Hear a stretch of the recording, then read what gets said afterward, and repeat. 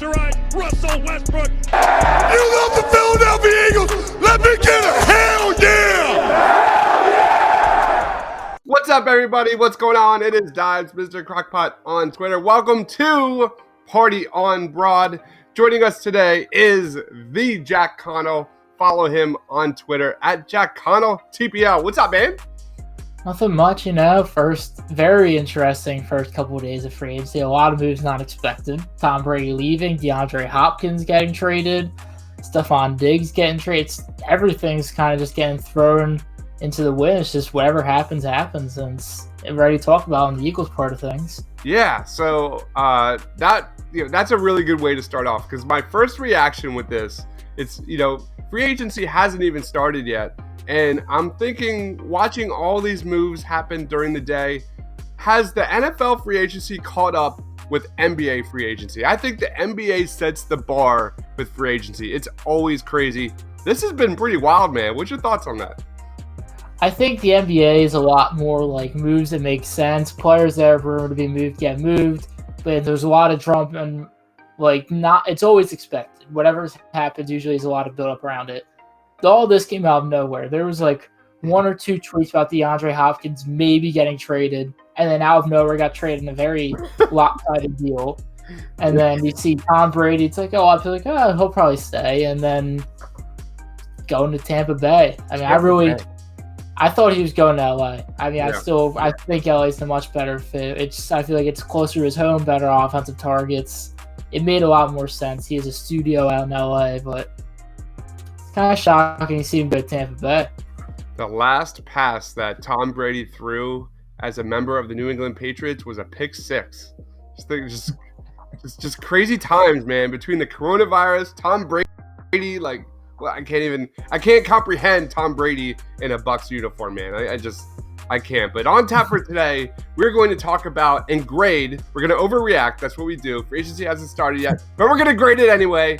We're going to grade and react to all the top news from the Philadelphia Eagles so far this NFL free agency. And leading off, we have to talk about Malcolm Jenkins. The top news of the day, the Eagles decide not to exercise Malcolm Jenkins' option, and he becomes an unrestricted free agent, man. What was your initial reaction to that? First, I was very angry, and then I did some more deep diving into it. Jenkins is 32 years old. He made about $8 or $9 million this past year. He's likely going to want around $13, $14, $15 million. When you're already tight on cap space, and I'll talk about my gripes with that later, it's a move that sucks, but you're going to tie yourself up with the money you don't want to give.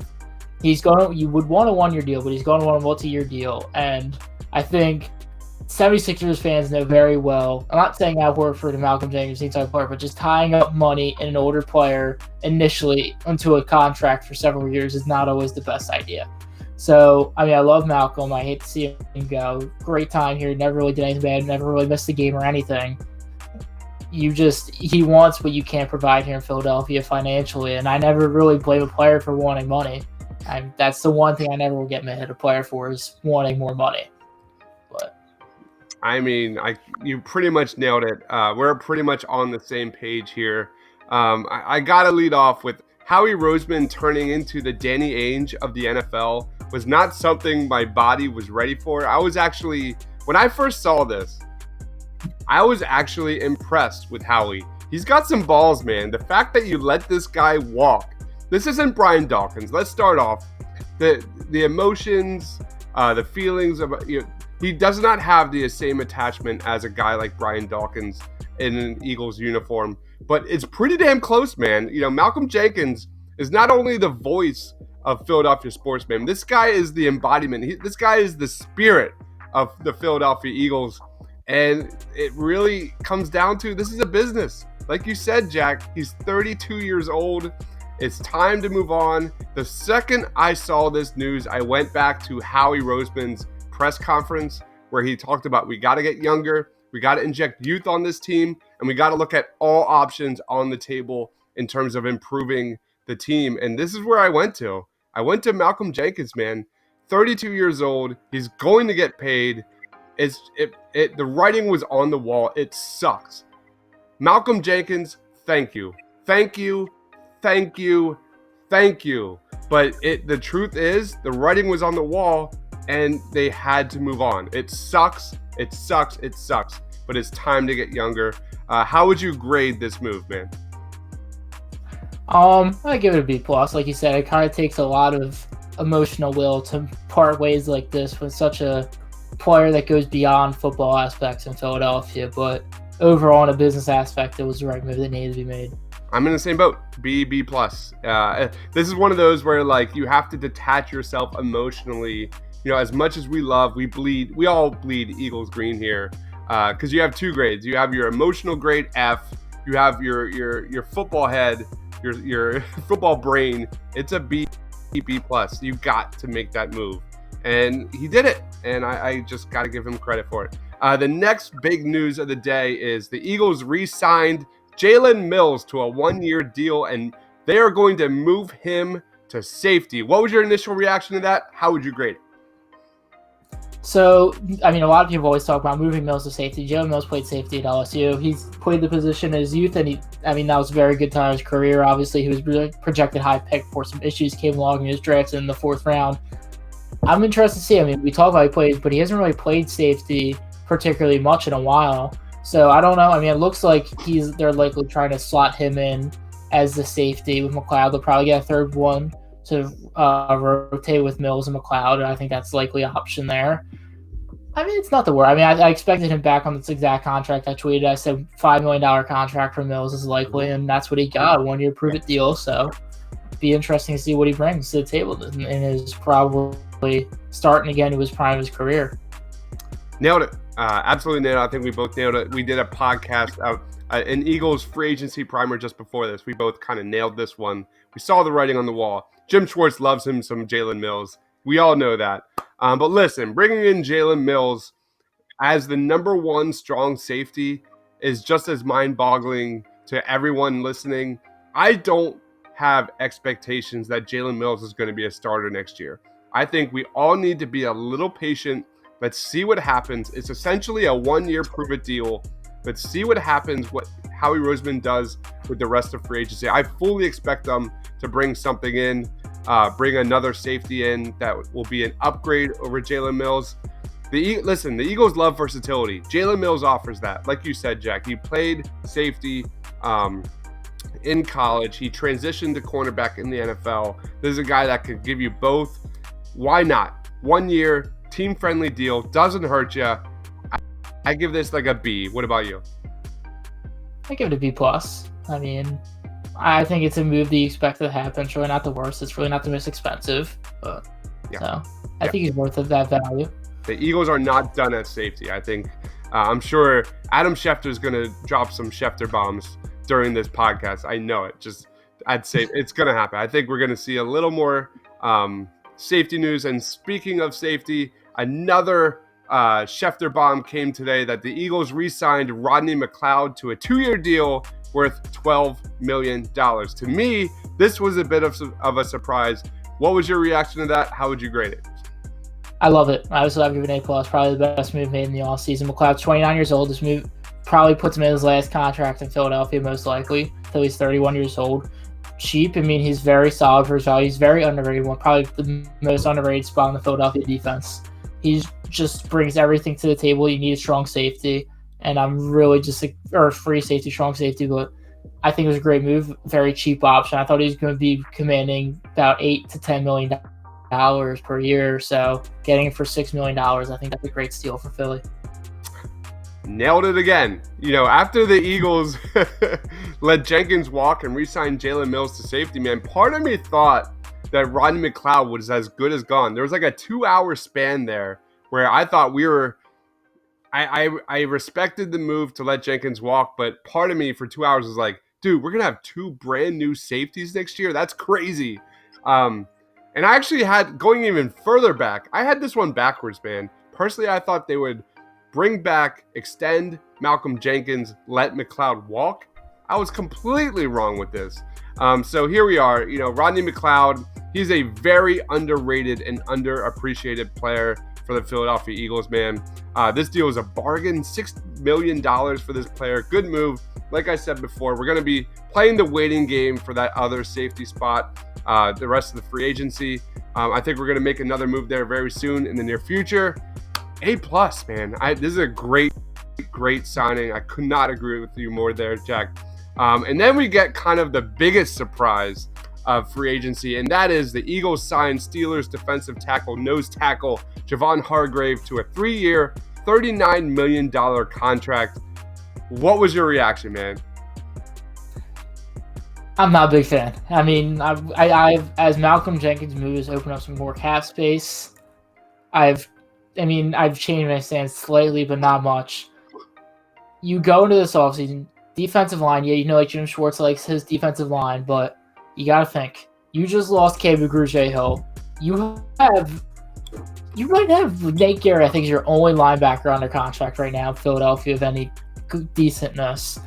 You need a second. You need cornerback. You still haven't signed a cornerback. You still haven't signed a new safety. You've just brought back people. And yet you're committing $13 million, roughly about maybe a third of your cap space, to a defensive tackle where you already have Malik Jackson coming back. You have Fletcher Cox, Josh Sweat, Brandon Graham. You have all these very solid guys. Now, I said you need a depth piece. Now, I'm not against giving a couple $1 million to a guy, but $13 million this year is not something you really can spend frivolously on the defensive line. You still need offensive line depth. You still have Halapai Vaitai. You're probably going to lose Jason Peters. So you need a fifth starter either way.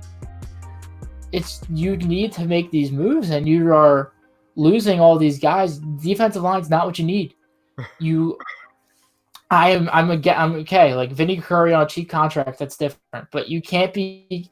Javon Hargrave is a very great player. This is nothing against Hargrave. He's a very good nose tackle, one of the best in the NFL. But again, what's going to happen? Yeah, your defensive line's going to be good. What happens when a running back gets to the second level and makes a cut? You have no linebackers there. I mean, what if your pass rush doesn't get there in time? These are a lot of issues you're kind of trying to push aside because right now, like I said, you don't have a single linebacker on your roster. You can't just trot out rookies. You need some depth pieces. You lost Nick Kwiatkowski signed in Las Vegas. You're losing linebackers starting to get picked away. Like we said, Camille GrugierHill went to Miami. You're starting to get slim pickings.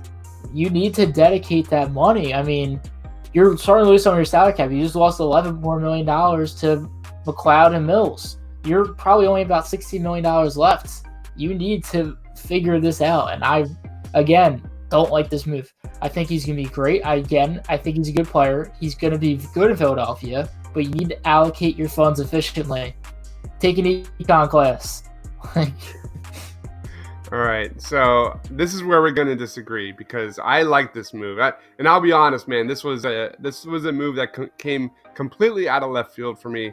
I've been doing a lot of draft profiles for the Blue Root TPL, for the Eagles TPL website at the Painted Lines, and secretly, I really liked the idea of moving up in the draft in the first round and targeting Javon Kinlaw. Defensive tackle is a major need for the Eagles. You look at Malik Jackson, he's coming off injury. You look at Fletcher Cox, like they don't have anyone young to really develop here. So that Javon Kinlaw pick, that was something that I low-key I wasn't public about it, but that would have been a really good trade-up pick for the Eagles. That would have been one of those like Brandon Graham over Earl Thomas kind of situations where unlike that situation, I would have been really excited to get Javon Kinlaw.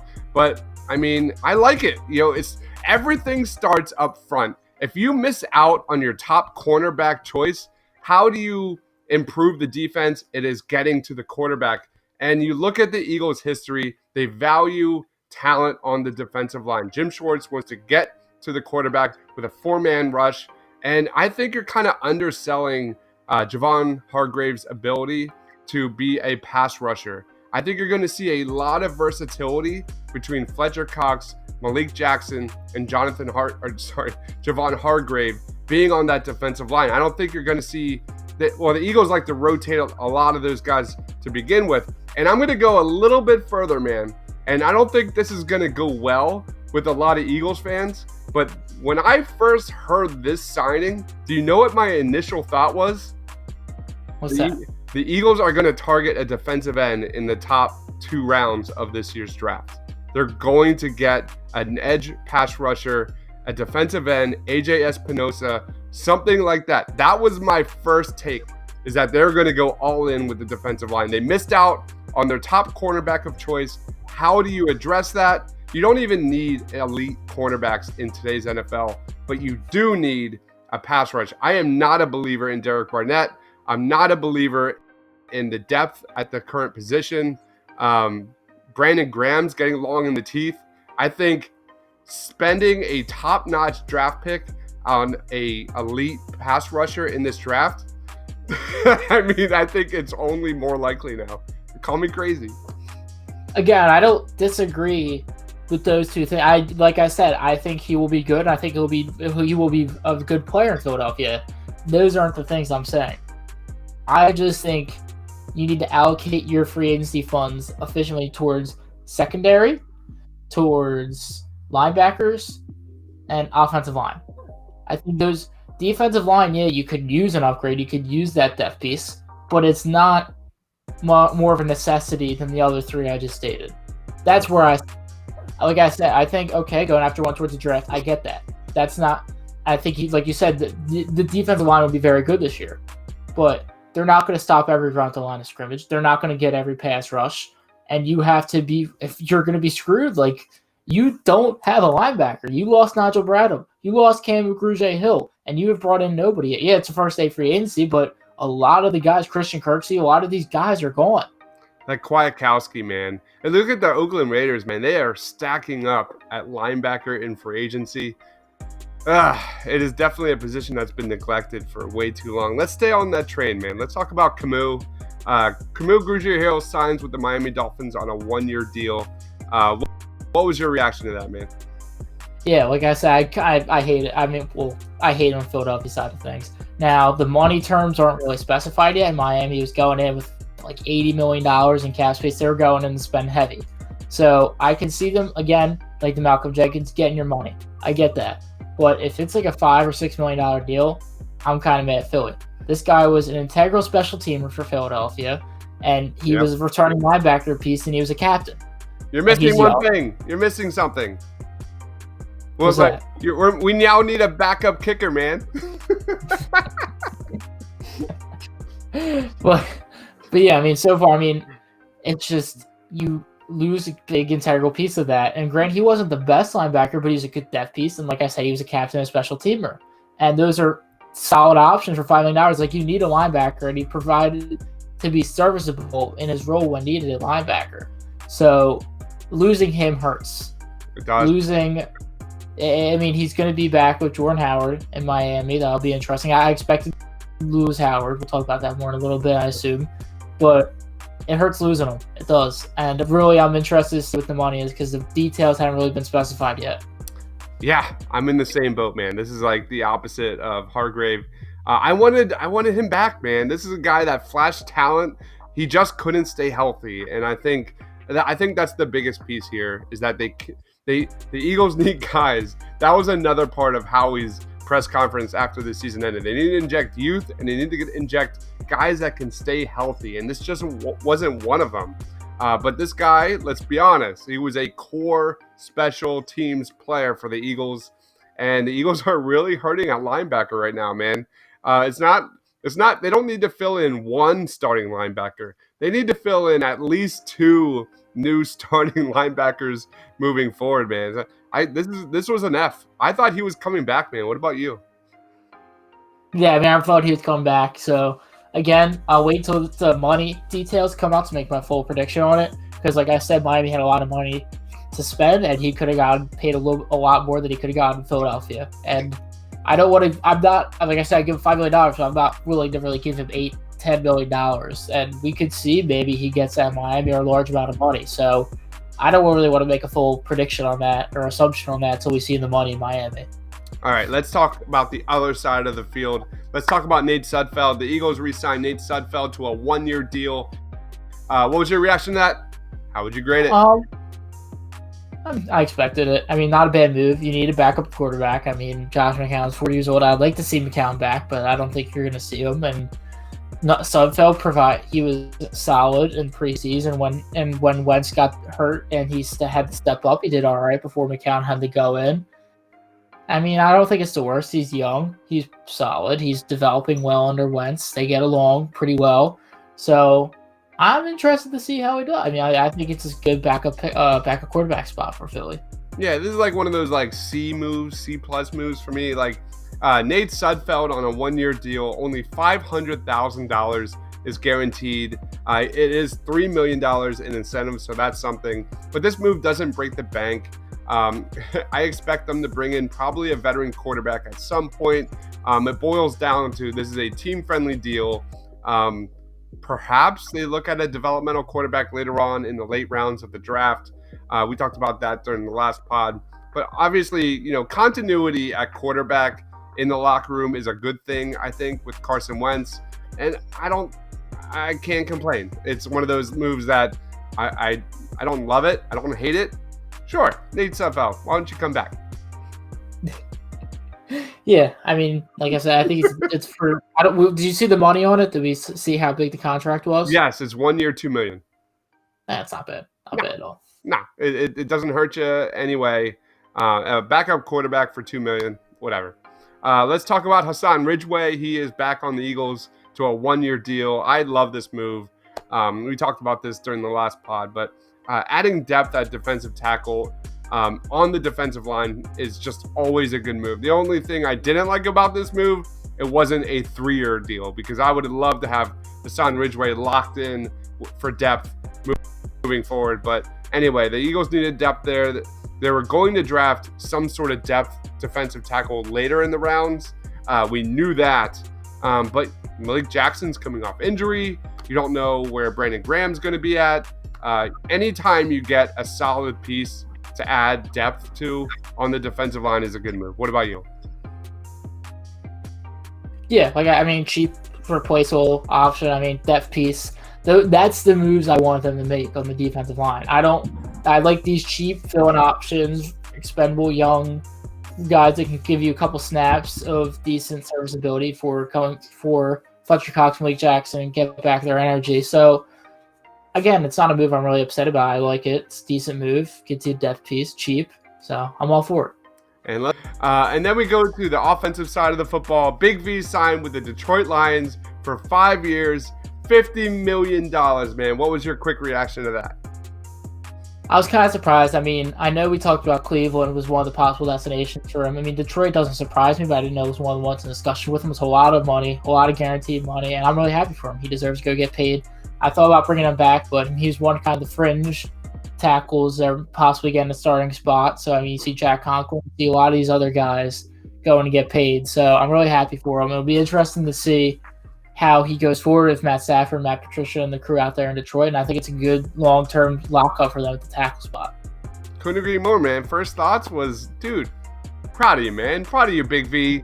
He got his money. There was no way the Eagles were going to bring back, that much money for a backup on that offensive line. It just wasn't going to happen. I'm just glad for him, man. Hopefully there's a compensation pick coming with that. Maybe. We'll see. But I can't thank Big V enough, man. This guy filled in just admirably during that Super Bowl run. Did he play well in that Super Bowl? Not necessarily. But come on, man. He's a Super Bowl champion. So I just want to say thank you, Big V. He filled in. He got it done. The Eagles won the Super Bowl in 2017. Let's move on. And then I think kind of the last story so far of the Eagles free agency is Jordan Howard, who signed with the Miami Dolphins, 2 years, $10 million. What was your reaction to that, man? Not surprised. I expected him to go and get his money. I'm not willing to pay him that much money. We kind of talk about, he got Boston Scott, he got Miles Sanders, could draft another guy along the way. You also got Corey Clement. I mean, there's a lot of – it's going to be a running back by committee next year. It's likely going to be more Scott and Sanders. So I'm really excited to see what they do going forward. And Howard, I have nothing against him. I think he's a solid running back. It's just you don't really have the money to pay him, and you have better options. So I'm glad he went to Miami. It kind of sucks because I really wanted Jordan Howard to come back. But as we expected, talked about during the last pod, no one expected Jordan Howard to come back on a cheaper deal for the Philadelphia Eagles. It just wasn't going to happen. 4.4 yards per carry. He flashed some really good stuff when he was healthy. That Sanders, Scott, Howard trio would have been really, really fun to watch in 2020. But the truth is that Howard coming back was a never realistic scenario for the Philadelphia Eagles. Miles Sanders is now the clear-cut lead back. So I have a question for you, Jack. Do you think Miles Sanders is ready to be a full-time running back next season? Yeah. Running back's really easy transition in the NFL, and I think he's really ready after a season getting a lot of carries last year. I think he's really ready to go with it going forward this year. Has the confidence, and I think he's good chemistry for once. I'm expected to see him have a great year this year. Do you expect Miles Sanders to average over 20 carries a game for the Eagles next year? Do we know what I'm trying to think. I would expect that, yeah. Okay. I think it'll be like a 60-40 split or 65-35 split between him and Scott next year, but I expect him to get a lot of carries. I don't think so. My first take is that the Eagles, like you said, are a running back by committee team. I think it's going to depend on matchups. A name to just keep an eye out there when the draft comes in the next few weeks is A.J. Dillon from Boston College, 6 foot, 245 pounds. He ran a 4.53 40-yard dash. This dude is a beast. He could be taken in that 3rd and 4th round range. I would like to bring in another guy that can really essentially help you in the red zone and fall forward and get you 4 yards. That's what I'm looking for. Yeah, I think that's an interesting prospect. I think, that's kind of along the lines of what you got. Boston Scott reminds me a lot of Maurice Jones-Drew. I said that a lot in the playoff run last year. I think he's a very good complement to Sanders' shiftiness and agility. You have Boston Scott as more of a power, small back, which I really like. I think they complement each other very well. So when they kind of cover the ground what you need in a running back, and some might get better against some teams than others. So I'm really excited to see how those two perform going into 2020. All right, so that is our final takes on the Eagles free agency so far. For Jack, for myself, make sure you follow Jack on Twitter at JackConnellTPL. Thanks for watching, guys. Go Birds! Stay awesome.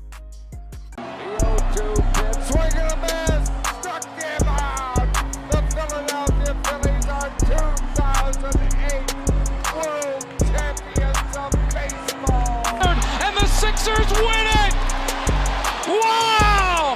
Oh man, Embiid just posterized Russell Westbrook. You love the Philadelphia Eagles. Let me get it.